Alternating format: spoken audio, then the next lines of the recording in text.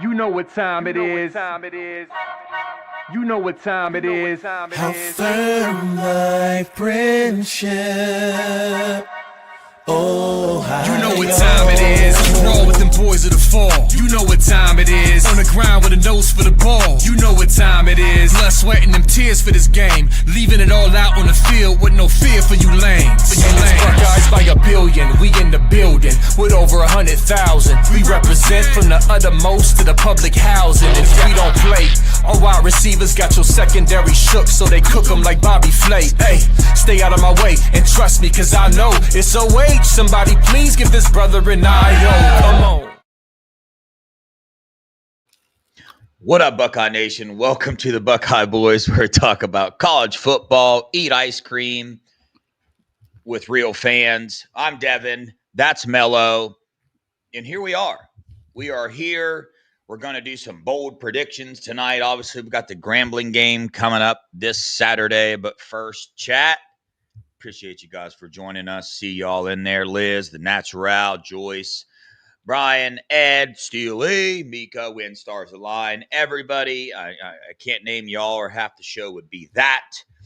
Hit that like button for us. Hit the subscribe button as well. And super chats are open. Also, we're trying to push becoming a member on our Buckeye Boys channel, $1.99 a month. All of it goes back to you guys anyway. So go do that. And a reminder before we dive into this thing, this Saturday, the Buckeye Boys Scoop. It's a watch party, man. I'm going to be here the whole time. I'm going to adjust it. You're not going to see this background. I'm going to adjust it so I can watch my TV. I'll probably just have my headphones in and use the mic that's in my headphones. So we just got to be kicking it, chilling, you know. So, nothing wild, nothing crazy. I'm probably going to have like my TV on too, or I'm going to, but I might have the sound on that as well. I don't know yet, but we're going to dive into it tonight a little bit. So, but first, Mello, super important question, man. How's your ice cream? Man, it's fire. You know, yesterday was my daughter's 17th birthday, so still kind of celebrating it, still celebrating that big victory against Texas. Celebrating, how would I term this? The pre-back-to-back championship that's incoming. I mean, to beat Texas in a manner that we did without opening the offense, it's scary, bro. Like, I think everybody should go get them some nice ice cream and just celebrate, man. It's a joyous day to be a Buckeye. I just love it, to where you got Team Up North fans making up fake stories about a football player on our team to deflect from the fact that we're going back to back. We don't know what 8-5 is. Imagine going 8-5 at Ohio State. I couldn't. Oh, dude. Couldn't do it. That's another aspect. That's exactly why they did that. Because we just had the record-breaking most viewed season opener of all time. Over 16 million people were watching the Ohio State-Texas game. And I'll just put it like this. We dominated. It wasn't a close football game. It got a little nerve-wracking at the end, but it wasn't close. They scored with 3 minutes and 48 seconds in the fourth quarter. Ryan Day was playing protective offense. We switched over to some of that prevent defense, which we are not good at. I say we stay in attack mode all the time. It works out best for us. But it wasn't a close football game. We see, Dev, what happens when you go crazy. That's to be known, like we don't know yet. I've never done a live watch party because of that, because I get pretty intense. But that's why I chose the Grambling game. Okay. That's why I chose this game to watch, because I let my emotions fly when I'm watching the game. It feels good. And I say things that just pop up, and I scream and I yell, and sometimes I might be like, man, what the heck is this player doing? Why is he doing this? This isn't good. But in reality, you got to step back, take the overall picture. I get super wild during games sometimes. So as long as we do good on special teams, we should be all right for tomorrow. They got a mute button on this mic right here. I'll probably be using that. I hope you remember to use that. They have no idea Devin during a football game. They don't know that version. They'll be like, that's not the Devin I know. I know, but that's why I'm gonna make sure I don't do the normal Devin football watching routine. It's not gonna happen. It might, but I really don't think it's going to. But we'll see. We'll see. It's Grambling State, I hope some mistakes are made in this game. I want mistakes to be made this game. I want Julian saying, this fight's so crazy, but I want him to get an interception out of the way. I want him to make some passes he shouldn't make. I want all that stuff to happen because this is a perfect game for those things, for him to process through it and the rest of these players to process through the mistakes that they make. It's the mental side of these mistakes during a game is what can keep a team down, and especially a quarterback, right? They make a mistake. Will Howard was the best I've seen in years at the bounce back. Make a mistake, come out, didn't affect him at all, but that's because it was his 5th year playing college ball. Okay, that's how long it takes these guys to get that. So we've yet to see how a mistake is going to affect Julian Sayem. So I want him to get those out of the way, and he can build up a callus towards that, even though Julian Sayem is just a little bit different, man. He's different than most 5-star quarterbacks in that, I mean, he plays Maroon 5 in his headphones, right, when he's out there balling. Like, that's perfect, right? That's just what I envision when I envision Julian Sayem is he's out there just, I mean, he knows he's trying his best. He knows he's prepared the best that he possibly could. If mistakes happen, I don't think they're going to affect Julian anyway, to be honest with you. I think he's just going to be like, whoops, I fell off my surfboard. Let me get back on, So that's how I picture Julian Sayem. You got anything? How do you picture Julian Sayem? How do you think he'd handle a mistake being made? Exactly the same way. He seems like the surfer type, I've been to Carlsbad a lot for work. That's where nationals are for my daughter's soccer. So I've been out there a lot. It's a very wealthy, affluent area. All the people are definitely happy-go-lucky. You can see it on their face. So I think he's laid back. I don't think he's going to stress it. But at the same time, I don't think he's going to make that many mistakes. I think his processor up here is just very advanced. I think his release is very advanced, and I think he has the accuracy of CJ Stroud. So I think, and it was funny because I was watching Downs to Business today, or yesterday I was watching it, and Will Howard was on, and I always said that Julian Sayem to me reminds me of a mix between Drew Brees in terms of his physical stature and his manipulation of the pocket, as well as Aaron Rodgers in terms of arm talent and his mechanics and how that ball just flies off his hands. So to find out that Drew Brees was actually at the game in attendance and watching it, and he went to the Woody after the game and was talking to everybody, I just thought it was pretty ironic. So for me, I think Julian Sayem, I take the opposite. I don't think he's going to throw any picks this game. I think he's going to throw 5-6 touchdowns, and then they're getting Lincoln in. Whoa. Devin never said, I think Julian Sayem's going to throw some interceptions. I said, I want him to get those mistakes out of his system in a game like this. But it's that bold prediction on the YouTube channel, so I thought that was your bold prediction. I have several interceptions.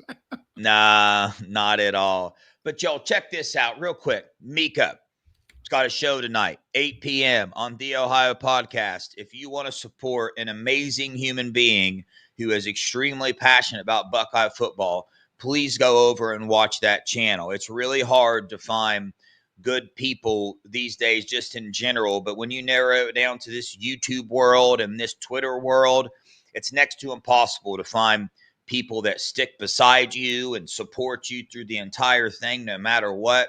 Well, one of those people, I've met several, one of those people is definitely Mika. Go over, check it out. She's super passionate.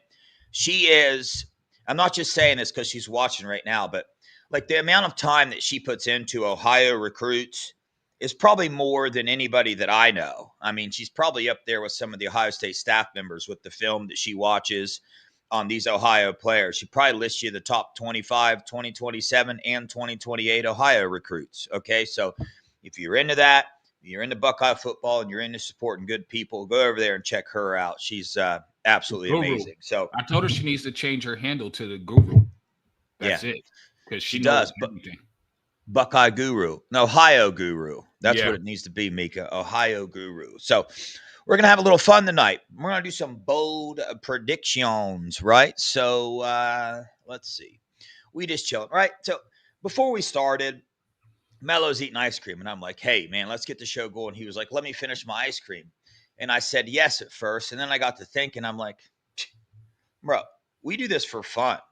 Eat ice cream on the show. Like we out here chilling. We're just absolutely chilling on this show. Some shows are a little more serious than others. We're not going to be eating ice cream when Eric McFarland and Chris Henry Jr. come on the show, but maybe. I mean, we've been known to pour water on ourselves when recruits. Ohio State players have been on this show, and we drenched ourselves with water. So you never know what's going to happen on this show. We go with the flow, and we didn't happen. know. Yeah, that was not on my bingo card. Yeah.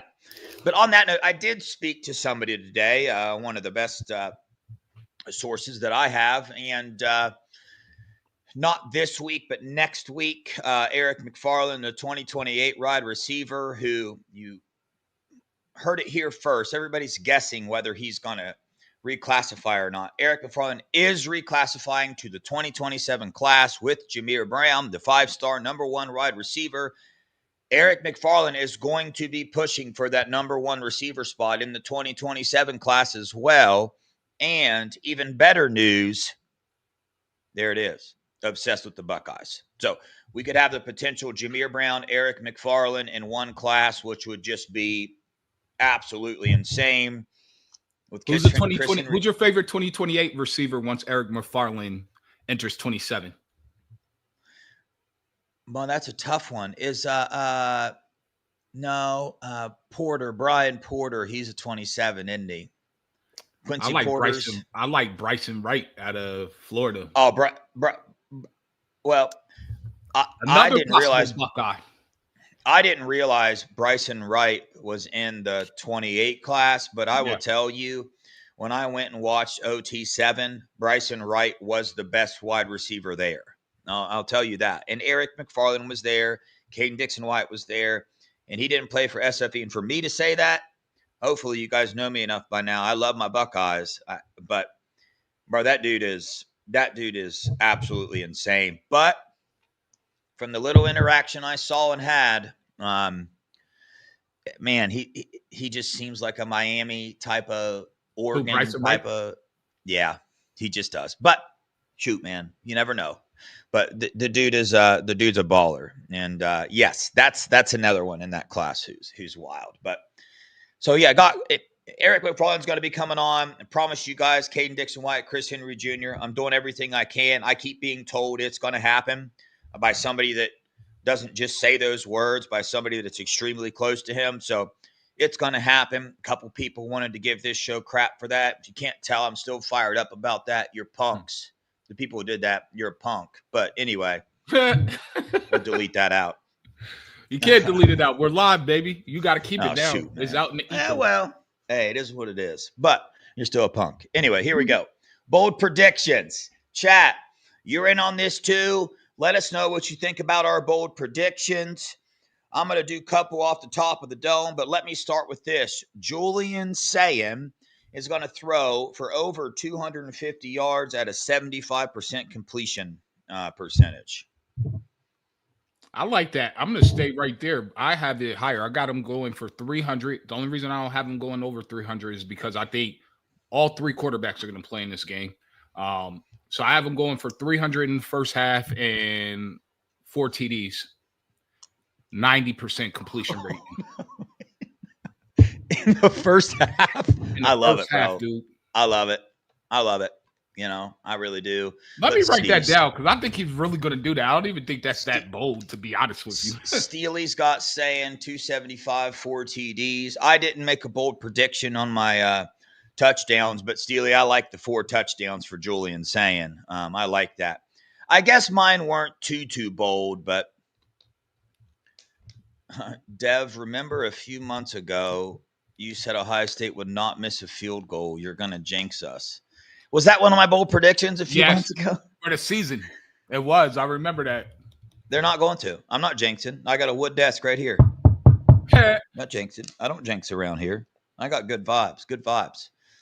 Hey, Ryan Day's championship beard. Grambling doesn't cross the 50 the whole game. Hey, remember. You know what? That's probably true unless they start over the 50 for some inexplicable reason. Yeah, but here's where the defensive stats I think are going to get a little wild, kind of how they did last year, is that, I mean, by the time the fourth quarter rolls around, we're going to have third and fourth string guys in that don't play together and stuff. So that's, when I get to my score prediction, I explain why my score prediction is that. That's one of the reasons why it's that. So, all right, everybody's jumping ahead to JJ. Everybody wants to talk about what's JJ going to do. Everybody's already made 19 bold predictions in the chat about JJ. So let's get to that, Mello.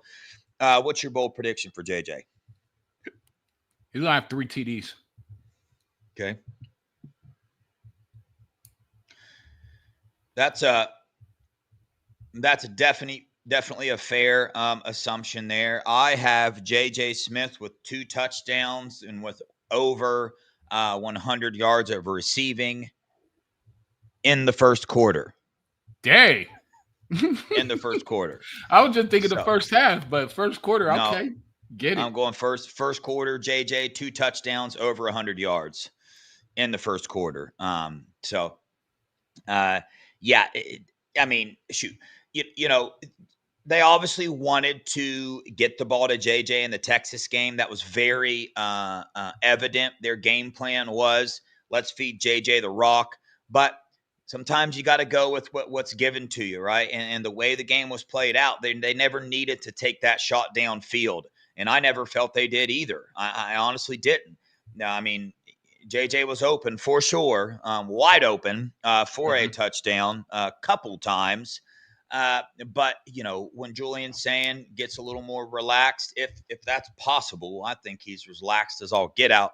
Let's put it like this. Normally, we would say once the quarterback gets more relaxed, things will get better. But I think in this situation with Julian Sand, with as good and cool, calm, and collected as a quarterback as he is, as soon as Ryan Day and Brian Hartline get relaxed with Julian Sand, it's on, man. I'm telling you, it's on like Donkey Kong. And these wide receivers are going to eat.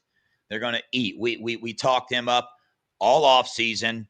And I expect Quincy Porter to get some snaps. Mylan Graham's going to get a lot of snaps this game. Bryson Rogers as well will be in 2 there. TDs. That's my bold prediction. Bryson Rogers, 2 TDs. You got Bryson Rogers with 2 TDs. Okay. Yeah. Okay. All right. On to, let's see. Chat, what you guys cooking up in here? JJ returns a punt to the house. I like that one. Okay. If you guys put bold predictions in the position group we're not talking about, I'm not going to. You hit mute. I shouldn't. You can't hear me? Now we can. You just hit the button. I didn't hit nothing, Mello, but whatever. Oh, you went mute for a minute. Your mouth was moving. That was coming out. You look like one of those jinky movies on Hulu or whatever. I'm going to be honest with you. You know how many times I've almost done that just to play a prank, just to be like. Yeah, that's exactly how you sounded. That's what I mean, but I didn't hit mute. I've been wanting to do that. So wait, what was I saying? So yeah, Mika, I see your Inky Jones stuff. Right? We'll get to that when we start getting to the defensive side of the ball. Yeah. So we'll see. Okay, I think that's enough for the receivers. They're going to be to do whatever they want in this game. I mean, doubling JJ, it's not going to stop. That's not going to stop them. Running backs. I'll start with my only bold prediction with the running backs, and that's that Bo Jackson has 1 rushing touchdown. So I got him getting a lot of run this game, just to keep it up front. There was a lot to be left to be desired from our running backs last game. I'm not hating or nothing. I'm just telling you what the film shows. And big time game, James Peoples, I think he's going to be just fine. And I think he's going to get it figured out. We got a coaching staff that's going to get him lined up correctly. But I think Bo Jackson, the longer the season goes on, the more playing time he gets. So we'll see there. Mello, you got anything else? Hey, when stars align, we'll keep you in our prayers, brother. I don't know what's going on, but hopefully it works out for the best for you guys.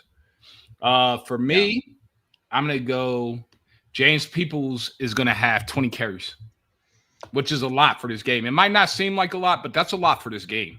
For him to have that many carries, I think he's going to be the lead back, the featured back this game. Man, that honestly makes sense, because of what we saw last game. He clearly needs more game reps. He clearly needs in there, and we need him to step up. If we're going back to back, James People has got to do better, and that's not a knock. I mean, every player is going to do better. I know he's going to. I know James Peoples is going to do that. I'm going to go back to this, the natural. Good point. Why don't they put Mylan Graham back on kick returns? I expect them to be honest. I mean, Brandon Ennis is back there. Who else? Was Carnell? I think they're using Caleb Downs, Ennis, and JJ. And I think the reason is because, number one, those are three pretty explosive dudes. Number two, JJ and Caleb Downs are like, we want more action. And I mean, as a head coach, you're going to tell them, no, you could, but then you're going to get some pushback from them. And also, we already saw Caleb Downs took one to the house already. So JJ wants his turn to shine, and JJ is trying to win a Heisman. Caleb Downs is trying to be in the Heisman conversation. So the way to help JJ win a Heisman when there's all this hype for these quarterbacks is let him score multiple different ways, get multiple all-purpose yards, and to score as a wide receiver, out the backfield, off punt returns, off kick returns. So anything is going to help him besides just his traditional playing style. Yeah. The natural said Lorenzo Styles was out there a little on kick returns. One of the fastest dude on the team, I do believe. So that's not a bad idea either. Mike Green, I think Turbo will be a surprise star this year. He's the fourth rated running back in that class, the highest rated running back that we signed in that class. My only kickback to that is he came in late. But I do think that he is a future star. He is a receiving running back. 5'8", just built already. I mean, he could play right now physically for sure, but does he have the playbook down? Does he have those things down? I wouldn't be surprised if we saw him get some snaps this game, but you got to remember, we got CJ, James, and then Sam Williams-Dixon as well. He's in there too, and he was ahead of all those guys in the spring game, and then Bo Jackson, and then Turbo, and then Isaiah. What's his name again? Isaiah West. Ryan Day spoke about him. He was injured, but he came in early as well. So there's a lot of backs, and I don't know how much rotating they're going to do. So if I had to guess, I would guess Turbo is probably below even Isaiah West at this point, just because he came in a little later. Now, later in the season when we play a cupcake, that might change. But that's kind of my mindset there. Mello, what do you think about that mindset? No, I like what you're saying. He did come in June. I think him and Isaiah are probably even because Isaiah, I think, just got healthy right before the start of camp. And the natural, I agree with you. Just getting that out. He wasn't talking about why is he on there. He was saying like he thinks JJ went to punt return to get his hands and to visually and physically catch a ball because he had those two uncharacteristic drops earlier in the game, which that could make sense. Yeah, for sure. On to the tight ends. I got that Max Clare leads the entire team in receptions. I made that guess for the Texas game. I never even looked into that to see who had the most receptions. I'm pretty sure it was JJ. But I think Max Clare will have the most receptions. First-time quarterback, tight end is just his friend. And there is absolutely nobody on Grambling that can touch Max Clare. No linebacker, no nickel, no safety. He's going to be open the entire game. So what you got? How bold are we going with this? We're going as bold as we want. As bold as your heart desires. Let me hear the Jelani Thurman 5 touchdowns. Let me hear it, dude. Dude, I Thanks for talk to hear you it, too dude. much. We gotta limit our conversations outside of this. Let's hear it. Yeah, so I got I got Jelani Thurman starting, and he's gonna have 2 touchdowns. All right. Yeah. I think that's pretty bold, bro. It is, considering the amount of tight ends that I think are ahead of him right now. But he's a freak in the red zone. One of my bold predictions, we talked in the offseason, preseason a lot about Jelani Thurman specifically in the red zone. So we talked about that a lot. And we'll see. Steely agrees with you. He thinks Jelani's going to have 5 touchdowns. So I'm going to think Steely's bold prediction, Jelani 5 TDs. Mark it down, everybody. Yep. Screenshot this, write it down. That's Steely's prediction. Man, if Steely hits Anyway, that, what happens? Like, I guess we just give you a little fist bump through the screen. Yeah, shoot, man, dude. We be giving away a lot. I did the giving away this Washington ticket, doing $50 tomorrow. The Buckeye Boys bank account. It's yeah. Hey, we need some more. We need some more super chats, man, so we could pump it back to you guys. Well, the super chats go towards we need you to be a member at the Buckeye Boys and subscribe and views and all that. So, right now, you might bring, close to like $100 a month on advertisement and stuff, but that's what StreamYard costs. So Yeah. we're not, But anyway, where are we at here? Okay. So total offense, I got 450 yards of offense in the game. I think you should go bolder. And man, I just think that, I don't think we're going to see, one of my things I don't like about Ryan Day's conservativeness when he puts the second and third stringers in, when the starters are off the field and he brings in a new quarterback or do something, it's hand the ball off and run. Yeah, that's true. I feel like that's what we always see. And it's like, no, You're right. you put Tavian in and let him slang the dang thing, man. But let me tell you this, whatever process Ryan Day has for these quarterbacks, don't change just because I get upset that you don't let him go in and sling it. I mean, I'm sure there's something behind that. Like you don't want to throw confidence off or whatever it is. So that's why it could be more, but 450 yards offense, that's a lot of offense, dude. Yeah. Yeah. How bold are you going to go? No, I wanted you to go bolder so that way I could take that one. Oh, okay. Wanted me to go bolder. I'm gonna go lower than I can't go 500. I don't think that I'm the same mindset. There's no way he's gonna try to run it up on them like that. I'm going 400 yards total offense. Even though I said Julian's gonna have 300 at halftime. All right. Okay. Nah, I gotta go bolder. 475. Okay. Yeah, that's bolder. So yeah, you're good. 475. Okay. Now, time to switch over to defense. But before that, I want to remind people that one of our, I think me and Mello, when we asked the question, what are we more excited to watch this year, the offensive side of the ball or the defensive side of the ball? I'm pretty sure we both adamantly said the defensive side of the ball, and we said our number one made reason is Matt Patricia. I think that was a pretty darn good prediction based on the first game. So I'm carrying that over for my bold predictions for defense.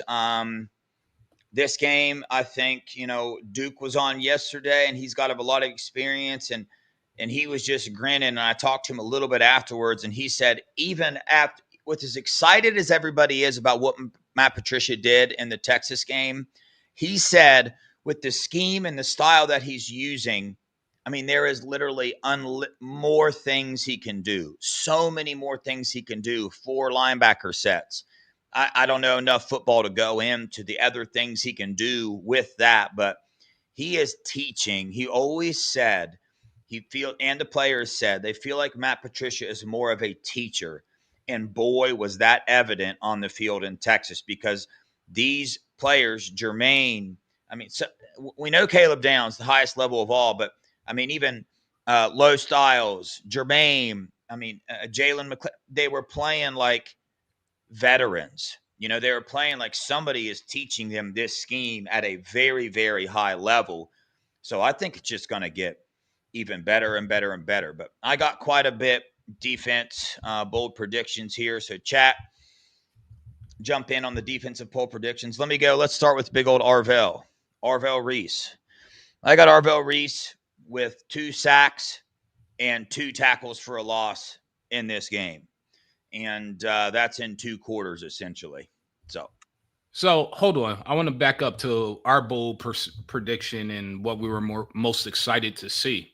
So you're telling me that we actually might be sourced up in the Woody and we might have known like Matt Patricia was a massive upgrade to Jim Knowles, and we might have known and heard from people that this defense was going to be better than last year's defense. And people were like, you guys are crazy. You're just got your fan goggles on. Looks like we were right. Maybe we know some people on the team. Maybe we talked to some people. Yeah, and let's tell you like this. It's not so much that we were right. It's that the people we talked to were right. The people we talked to, they know what we're talking about. And you know what? I think that is, Mello. I think it's because like we don't try to be like sourced up. I don't go around like trying to dig up information. I go around just talking to people. Like I build relationships with them. If they become my friend and we talk a lot, cool. If they don't, then it is what it is. But and relationships have been built that way. It seems to work out pretty good. And more importantly, like we do this for fun. So there's never that business make money pressure behind it that you get from some of these sites and some of these reporters that do this for a living. They almost have that salesmanship type of attitude. And you know, when you're on the phone with them, that's their number one goal, to dig information from you. That's just not how we approach it. Like we just chilling, man. Like I talk to people every week that I could get information from, but we literally just talk about life. Like I'm not going to say that, but life, like it's way beyond Ohio State football, the people we build relationships with. Again, go have breakfast with them, dinner with them, meet them in Miami and have dinner with them, breakfast with them. Like it's just, man, this is for fun. And I think that's the biggest difference. But Mello. You know what I got? I had a text message before the Texas game. I didn't tell anybody this. I think I shared it with like my cousin and 3M. And I told 3M he couldn't share with anybody. But I got a text message from someone that said this team will not give up more than 14 points to any team this entire season. And this was before the Texas game. And they were even shocked. They're like, man, that wasn't on my bingo card that they weren't going to score. And this is going in the fourth quarter because they were texting me like, man, I knew we were going to give up 14, but to hold them to 0 with like 3 minutes left is crazy.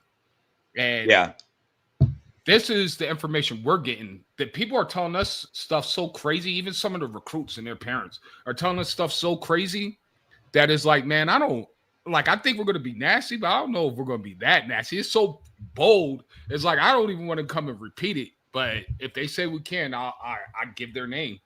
But like BJ Womack, for instance, was flat out told me if we find 2 DNs to replace Jack Sawyer's production and JT's production, this defense is going to be better than last year's. And he said easily. He said the speed is there, the intensity is there, and they all love to hit. He said this team is way faster than last year. And that's just one recruit. There's other recruits that have committed other places as well, telling us the same thing.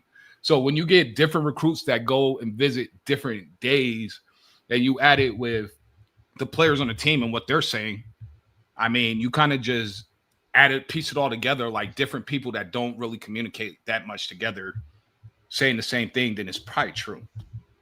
Yeah.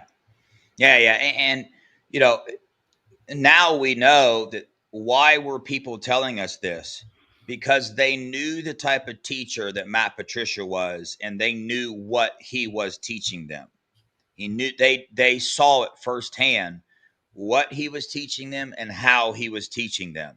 And, you know, the different schemes and stuff, they knew that. We didn't get that information. Got a little bit of it, but stuff like that, you can't come on here and just ramble on about, or people get a little upset with you. But Mello, I led off with the Arvell Reese 2 sacks and 2 tackles for loss. You got anything for Arvell or any of the linebackers?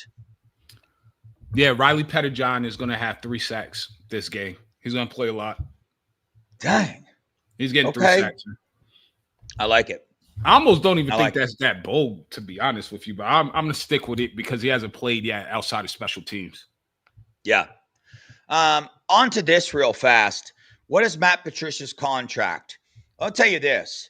As of right now, where we stand, the same people that we've talked to about what this defense is going to be are telling us that Matt Patricia is absolutely in love with where he's at. And he did the NFL thing already. He already did it. He did it for 16 years, won 2 Super Bowls. He already did it. So, dude, I would not be surprised, and I'm going to get a lot of kickback on this. I would not be surprised if 4 years from now, Matt Patricia is still this defensive coordinator. I just wouldn't. I mean, I know there's going to be teams after him and stuff, but dude's got money. That leads to my bold prediction right there, what you just said, right? Dude's got 2 Super Bowls already. I mean, so it's a little different. Jim Knowles ain't got a Super Bowl. And he's just a little different. I mean, that's what most people are striving for, to be honest with you. That's my bold prediction right off of what you just said about Matt Patricia. I thought about this earlier today.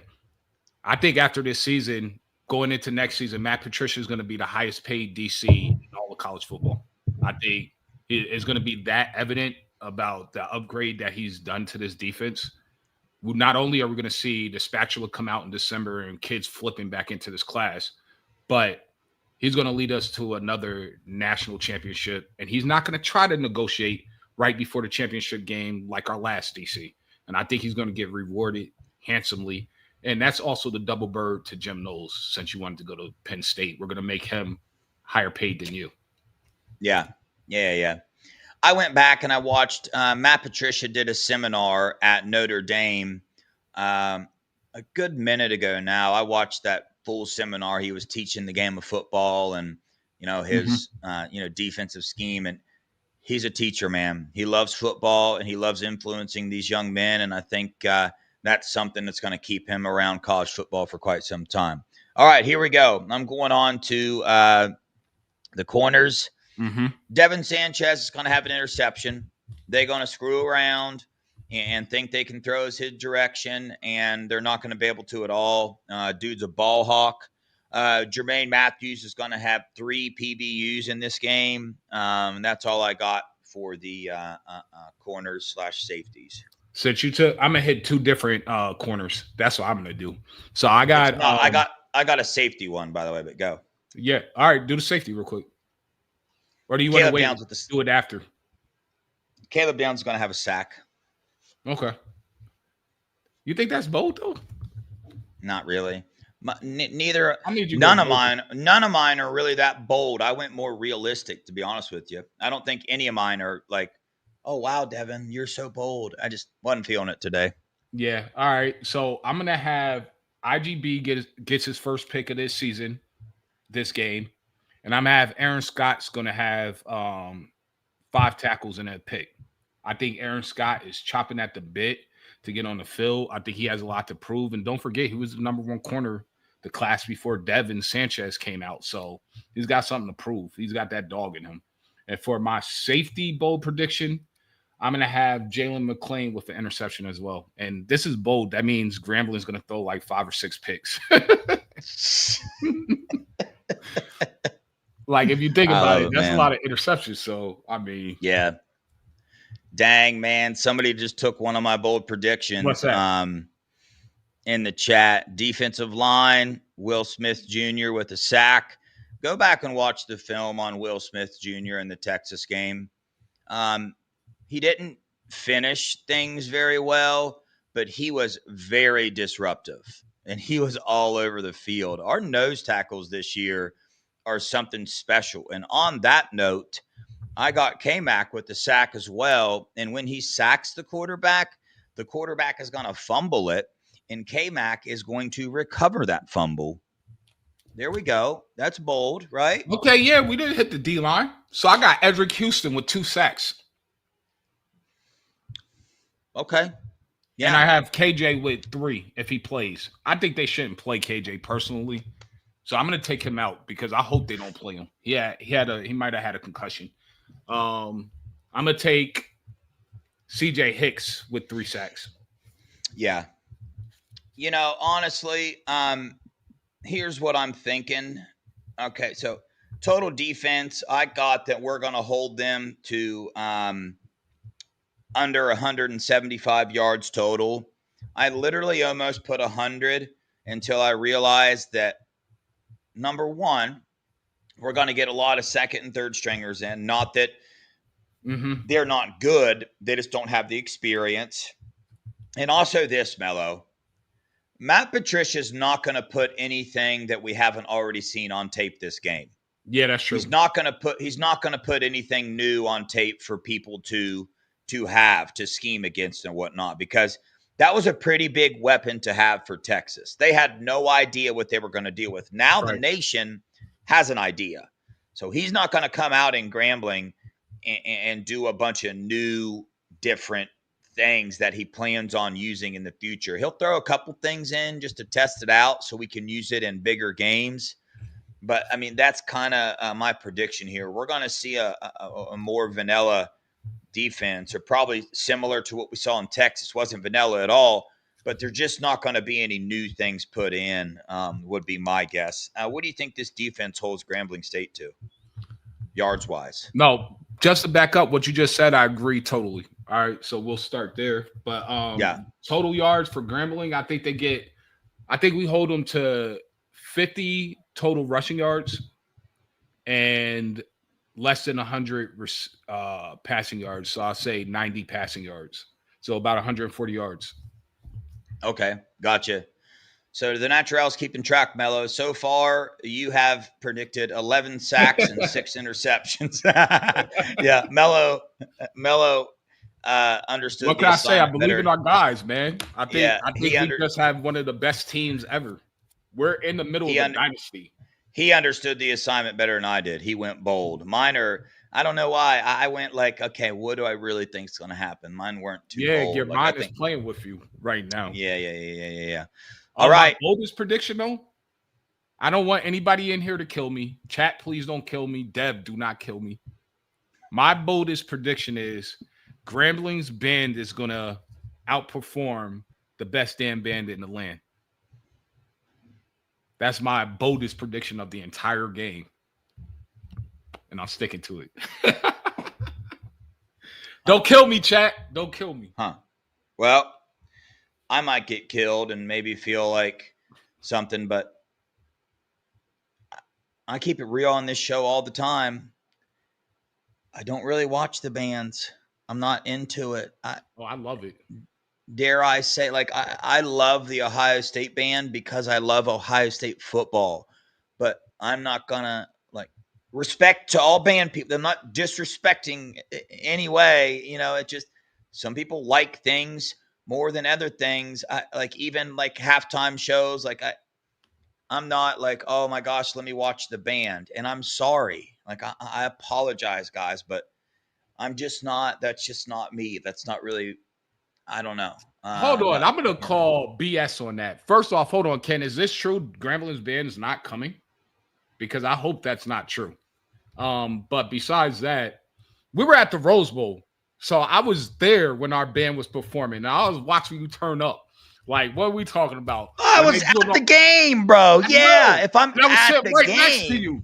And you were into it. Just like I was into it. That was awesome. This is probably why. Good point, Liz. Unless you're at the game, we don't see him on TV. That's a good point. Probably why. Yeah, good point. Why don't they do that? That's like, I don't want to hear the halftime guys from Big Noon Fox, because we're always on that, right? I don't want to hear them talk. I love Urban and all them, but I want to see the band. If it's on Fox, just expect the worst production and the worst like TV production you've ever seen, because even that Fox game, I mean, they were zoomed all the way out. Like, you could see all the sidelines, and it's like you had to get binoculars out to watch the game on your TV half the time. I just think Fox is just, I mean, man, they suck, dude. Fox is just. They do, man. I want out of these bad TV deals so bad. I hate it. I mean, Dude, I thought the pregame when Portnoy came on, nothing to do with Portnoy being who Portnoy is, but I thought I was in like a WWE match. I'm like, bro, are we about to watch a wrestling match? What is this? This isn't pregame in college football. You're gonna come out and sing a team's fight song that isn't even playing. What are we doing? Like, I can't stand that guy. I'm gonna be honest with you. I mean, he saved the family's business that I personally know, so like I won't go too crazy on him, but I really don't like him. I wish he would just stay doing what he does business wise and stay out of the football. And did you see him? He went on his show. His what's that thing he owns again? He owns what's the thing he owns? Barstool. He went on like the main show there. It was airing on Fox or whatever, and he brought up the Joey Velasquez stuff. Did he? On there? Yeah, and he said CBS is reporting this. I'm going to tell you what CBS is reporting. Yeah, that way he doesn't get sued. CBS Detroit. It was CBS Detroit, right? Nobody else wants that story because it's such bullcrap. It's not even funny. And you know why he did that? Why he bucked the blame and shifted it? Because he doesn't want to get sued. He's just saying, I'm reporting what I heard.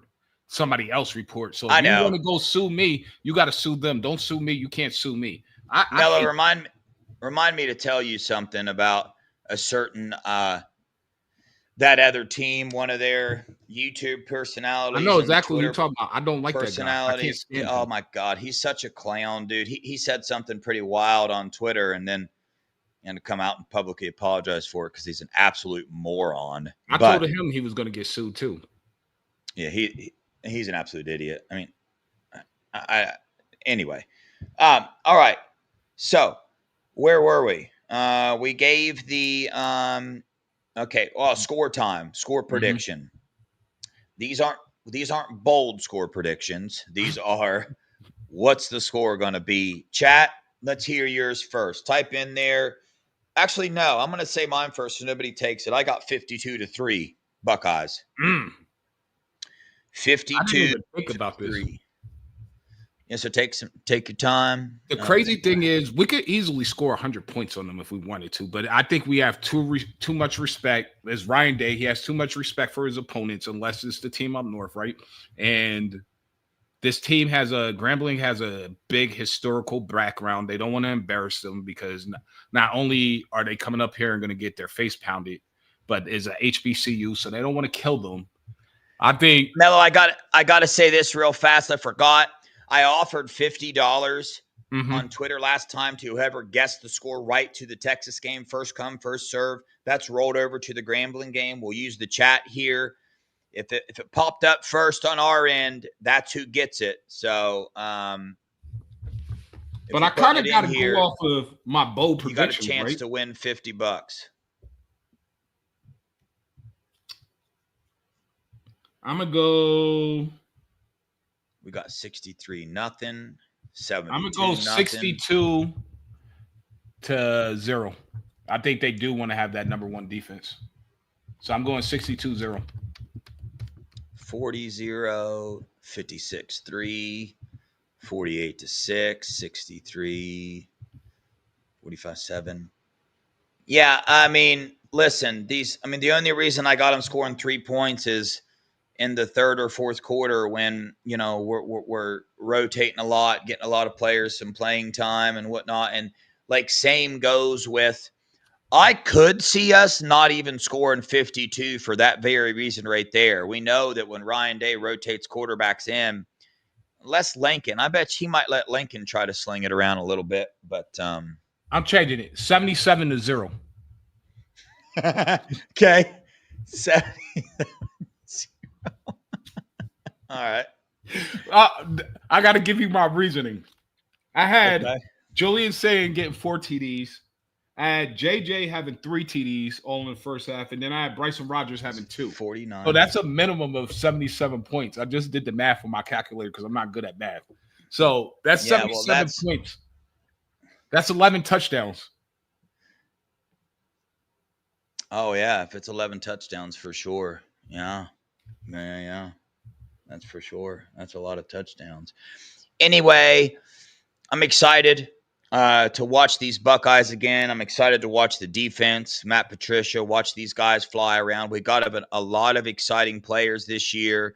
You know, just to put it in perspective, Jermaine Matthews is replacing Denzel Burke. Love Denzel Burke. Jermaine Matthews brings a little bit extra, a little bit more than he does.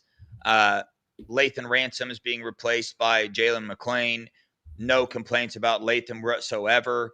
That dude was a tackling machine. Jalen McClain brings something a little bit different, a little quicker, a little bit more of a ball hawk. Yes. And then Cody Simon's being replaced by Arvell Reese, who is going to end up being the best linebacker in the country by the end of the year. You know, K-Mac's coming in for Ty Leak. I think that's a wash there. I think K-Mac's a first-round defensive tackle as well. Edric Houston is replacing Hamilton. Higher ceiling than Hamilton, even though Hamilton was a dog. Kenyatta Jackson replacing Jack Sawyer, whatever won. I think he's got more pass rush ability. And on the other end, Caden Curry played 59 snaps last game. He's kind of like the Jack Sawyer. There's the effort, but he's got a little more pass rush ability as well. And you got Bo Atkinson down there too. I mean, got a lot of exciting players, a lot of gifted players on this defense and on the bench. Devin Sanchez, Aaron Scott, Bryce West. Jarquez Carter. He's going to get a lot of playing time. Epi Satonale. You should have made a bold prediction for Epi, bro. I did. Epi's going to get a sack this game. I just did it just now. Epi with a sack. Man, there's so many names going through my head. Our other defensive end from Alabama. Ziggy Grady. Ziggy Grady. Dog as well. So, dude, I mean, we are lighting it up. By the way, real fast, and we got to get off here. I shared a video on our Twitter. You know what? I got to do this, Mello. Yeah, put it on. I don't think I saw it. I haven't been on our Twitter all day today. I can't not, because this is just, when you guys watch this. Okay, let's see. Where are we at here? All right. Let me get this pulled up here. If that's going to happen, Matt, that's going to be this game, but I don't know. All right. If you guys haven't seen this, get ready. We got a pretty good offensive lineman on the team who didn't get talked about near enough after the Texas game.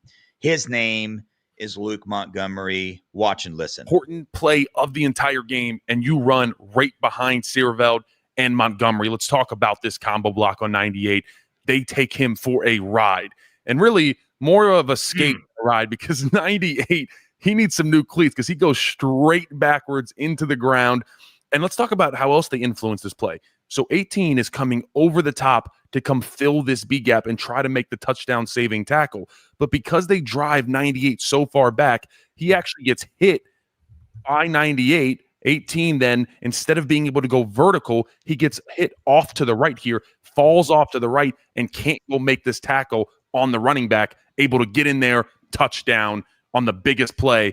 Huge impact. So real fast, that was the first one. This is a 2-minute and 30-second clip, but I really want you guys to see this, man. He has a Batman reference in here that, dude, I was on the ground rolling in tears laughing.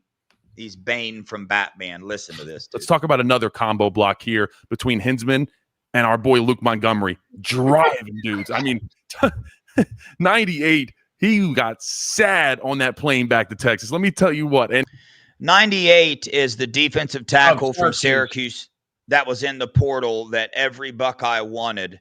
And keep watching him. The equipment trainer needs to get him some new cleats, God damn it. All right, watch this.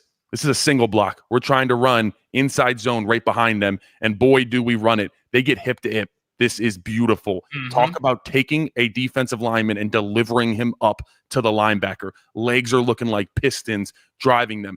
And then watch our boy Luke Montgomery just puts one paw here on 18. This guy's Bane from Batman, just explodes him back.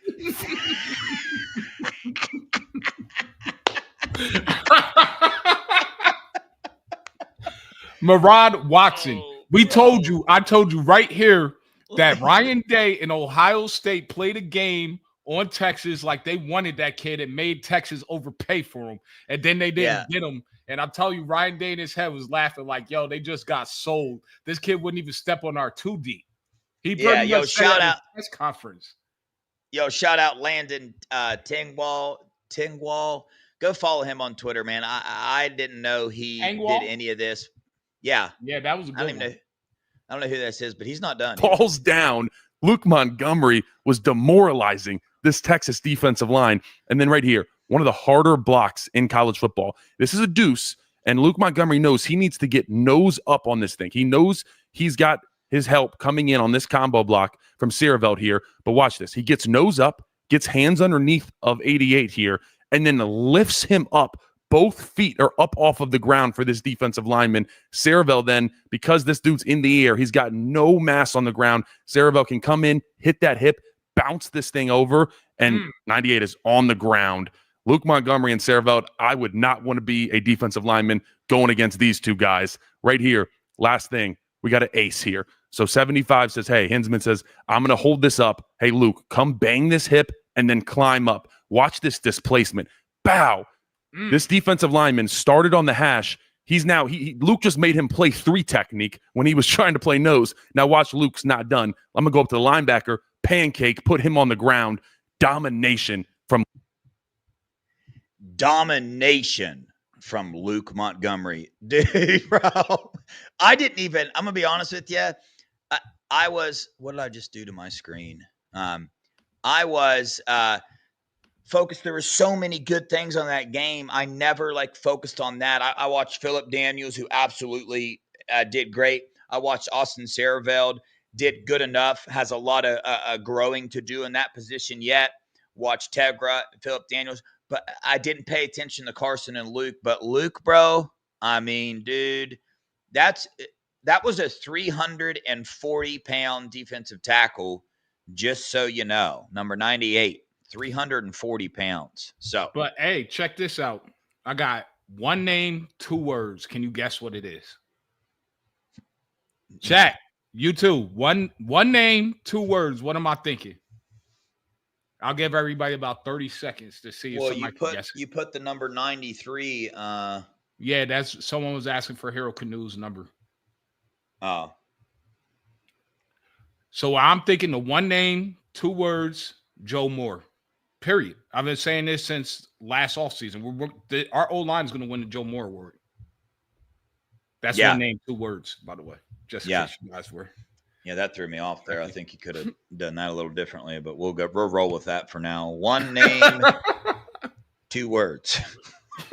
You should have said first and last name. What am I guessing? First and last name. Easy. Listen, first and last name, 1 award. What am I talking about? That's so easy, though, right there. I know. But, yeah, hey, another one here.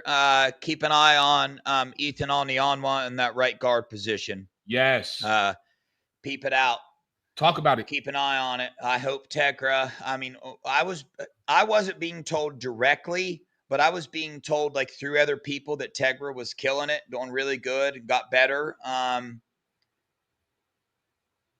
But, Ethan's rotating in there. He's rotating into right tackle. He ain't touching Philip Daniels at right tackle. Nobody is. No. That's Philip Daniels' spot. Ain't nobody taking that. But right guard position's up for grabs, if you ask me. So, and I mean, the best drive we had, it was a combination between Ethan and Phillips. I think that's probably our strongest line. They it comes into, they don't want to feel like they're screwing over Tegra, right? But yeah, for sure. At some point, you got to play your best 5. We are 2 minutes late. We got to get off here. Yep. But, hey, we appreciate you guys for watching us tonight. Hit that like button. Hit the subscribe button as well. Go over to the Buckeye Boys channel. Become a member if you would. $1.99 a month.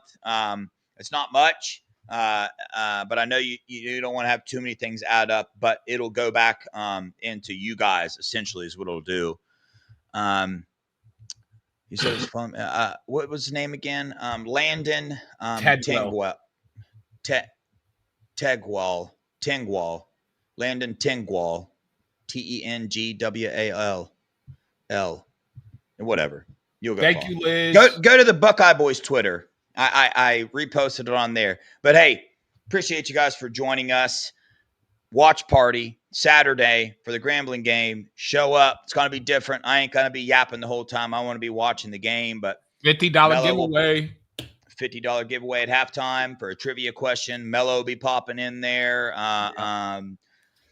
Amongst others. Funky, Nevada, B. Moses.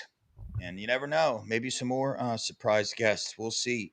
But we appreciate you guys for watching. Sorry I don't have time for trivia question tonight. But love you guys. Appreciate you guys. Go Buckeyes. OH. I.O. Boomer Sooner. Beat the team up north. Yes, sir. My hat's going to be here tomorrow. What happened?